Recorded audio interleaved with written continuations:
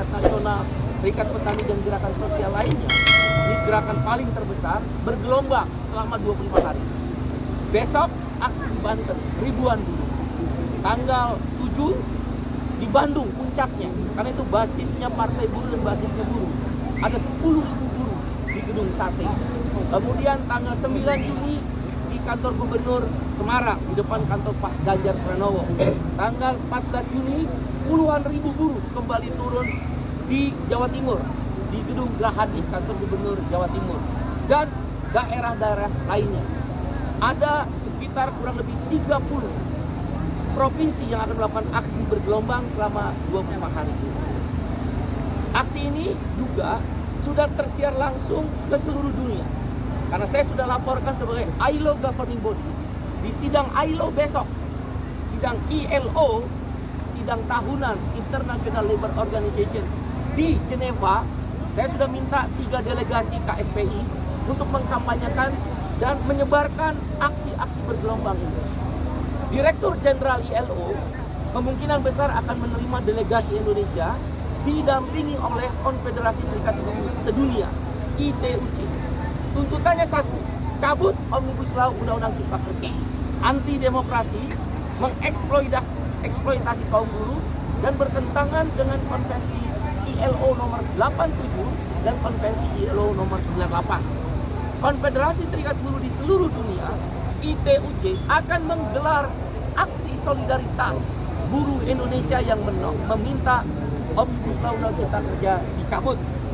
Mereka akan mengorganisir aksi-aksi terbatas atau mengirim surat resmi ke KBRI di seluruh Indonesia. Besok akan dilakukan kampanye itu bukan oleh KSPI, bukan oleh Partai Buruh, tapi oleh ITUC, International Trade Union Confederation, atau Konfederasi Serikat Buruh Dunia. Jadi Omnibus Law adalah persoalan dunia, khususnya oleh Serikat Buruh. Isu selain masalah cabut Omnibus Law Undang-Undang Cipta Kerja, tentu kawan-kawan sudah tahu 9 poin, yaitu upah minimum, outsourcing seumur hidup, kontrak yang seumur hidup bertanpa periode, karyawan perempuan cuti haid, cuti hamil tidak jelas upahnya, kemudian masalah tenaga kerja asing, pengaturan jam kerja, pengaturan cuti, dan juga tenaga kerja asing, dan juga termasuk sanksi pidana yang dihapuskan sebagian. Ada 9 poin, dan untuk petani masalah masa panen dilarang untuk impor, itu dicabut, dan hukumannya juga dicabut. Dan juga termasuk bank tanah ya. Oleh karena itu internasional menyoroti ini dan tidak menutup kemungkinan bila mana outsourcing tetap masuk dan upah murah tetap masuk yang disahkan di dalam Omnibus Law, kami akan bawa ke mahkamah internasional. Karena itu eksploitasi terhadap hak asasi manusia, termasuk eksploitasi terhadap tanah untuk petani. Saya adalah orang internasional, kebetulan ya, atas izin Allah dan dukungan kawan-kawan. Lembaga-lembaga internasional akan saya gerakan melawan Omnibus Law. Saya nggak main-main mewakili kawan-kawan buruh dan petani dan kelas pekerja lainnya.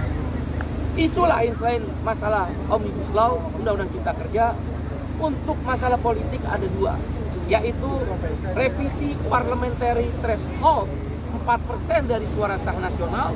Partai Buruh meminta nanti 15 Juni kita masukkan gugatan judicial review ke MK, meminta MK memaknai 4% itu juga adalah dari jumlah total kursi di DPR RI, 580 kursi.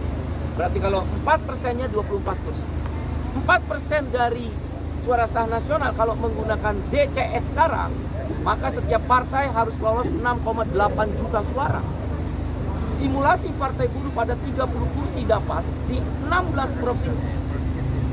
30 dapil dari total 84 dapil hanya 4,57 juta. 30 kursi hilang hanya karena tidak mencapai 6,8 juta suara. Ini demokrasi terpimpin.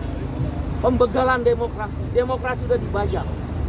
Dan ditutup dengan demokrasi dibajak dan terpimpin itu, kami juga akan menggugat presidensial threshold 20%. Tanggal 10 Juni, Al-Ghif, mantan direktur LBH, dan Ferry Amsari, salah satu ahli tata negara, menjadi kuasa hukum Partai Buruh. Jadi hanya Partai Buruh yang akan melakukan judicial review parliamentary threshold 4% direvisi dan juga presidensial threshold 20%. Kita disajikan oleh capres yang belum tentu kita suka. Timur jumlah pemilihnya kurang lebih, kalau saya salah tolong dikoreksi, 60 juta orang. Tapi calon Perdana Menterinya 17 orang. Indonesia 205 daftar calon sementara, jumlah orangnya capresnya hanya 3. Sangat tidak adil. Amerika saja ada istilah calon presiden independen di luar partai besar Demokrat dan partai Republik. Macron di Prancis, dia partai abal-abal, baru berdiri partai kecil seperti partai buruh.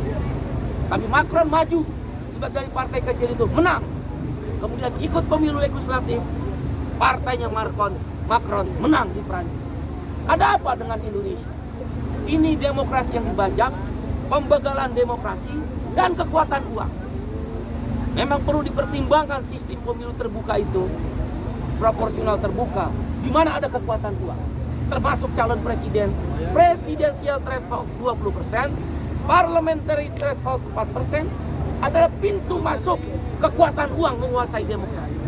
Kami menyerukan pada seluruh rakyat Indonesia, khususnya kalangan kelas pekerja, buruh, petani, nelayan, miskin kota, miskin desa, tenaga honorer, guru dan tenaga honorer, perempuan yang termarginalkan, PRT, buruh migran, disabilitas, buruh informal, mama-mama, pedagang sayur di Indonesia Timur, ibu jamu gendong, supir angkot, supir bis, ojek online, ojek pangkalan, dan juga pensiunan, anak-anak muda milenial generasi Z yang orang tuanya adalah kelas pekerja dan rakyat jelata. Bersatulah melawan oligarki daripada kepentingan partai politik yang hanya menyajikan 3 capres yang dimodali oleh kalangan pemodal.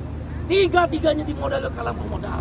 Tidak ada ruang untuk orang-orang kecil dan orang-orang kelas pekerja working class untuk mengajukan calon presiden alternatif. Kami akan melakukan aksi terus-menerus terhadap 3 paket undang-undang judicial review. Judicial review undang-undang cipta kerja, judicial review undang-undang parliamentary threshold, judicial review undang-undang presidensial threshold. Dan untuk isu buruh, kami mendukung perjuangan IDI yang hari ini demo di DPR. Kami bersama IDI akan ada aksi terus-menerus bersama IDI dan tenaga kesehatan lain. Tolak RUU kesehatan, liberalisasi, dokter asing bisa praktek di sini, rumah sakit tidak bisa digugat, dan kawan-kawan semua, Anda, saya, dan kita semua seluruh Indonesia. Nanti BPJS ada urun biaya. Misal katakan kita operasi jantung urun biaya, misal 100 juta, kita bayar 50 juta, rumah sakit bayar 50 juta. Dan rumah sakit tidak bisa dituntut dengan RUU kesehatan ini.